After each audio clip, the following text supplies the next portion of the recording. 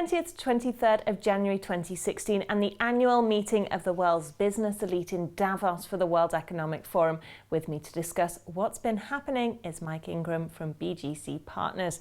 Now, Mike, I know you're not a huge fan of Davos, but it's certainly headline attention grabbing. So what have been the main points going forward? For me, it just seems to be the same old.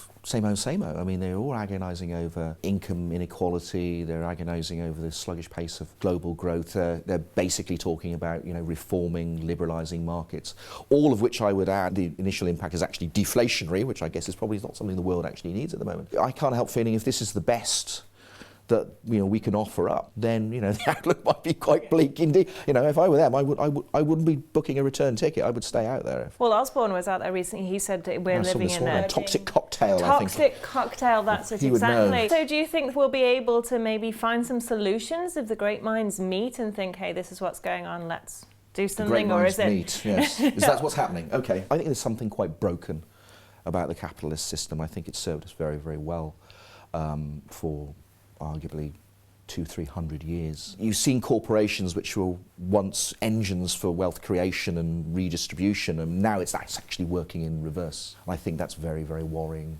Governments are still in a situation where they're basically pandering to corporations. Yeah, we'll have a lower corporation tax, or we'll have lighter regulation, and so on and so forth. So what's the solution then? Certainly the sort of unbridled, capitalism that we've seen is probably its days are somewhat numbered. And maybe some of the more German type environment where you've got sort of more of a stakeholder situation, it's served the German economy pretty well. I think you're a real situation where a lot of people are feeling disengaged from the political environment. We've seen some degree of political fragmentation across Europe and elsewhere. It is fractious. I think there needs to be a new compact between business, politics, people. But how's that going to happen? I mean, you've got some massively entrenched vested interests. You look at Davos and it's just incredibly self-referential. I mean, there's a certain amount of backslapping and self-congratulation. It does worry me that political fragmentation that we are seeing, and this real disaffection that we are seeing from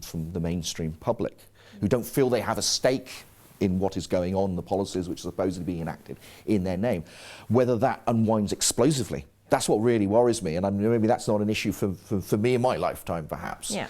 But it does worry me because I think you do see the system under stress, and the trajectory it's on at the moment, those stresses are only going to increase. Yeah, but is everything as bad as it seems? Because in conjunction with Davos, we've had the Oxfam stats that have come out, of course, and what have they said? Yeah. 62 of the richest people in the world hold the wealth of the rest of the world. I didn't get a Christmas card from any of them. But that has been largely discredited by the FT. So what do you make of these statistics? Is it just scaremongering? I think you can argue with the precise numbers, but I don't think anybody's really arguing that income inequality, wealth inequality is increased, and QE, quantitative easing, has been described as a policy invented by the rich for the benefit of the rich. I would say if I was going to characterise QE, it would be sort of spending money that we don't have on things we don't need for the benefit of people who don't care. You've seen median incomes in the US, UK, stagnate. They've gone nowhere. I had an interesting discussion with an asset manager who said, well, things aren't as bad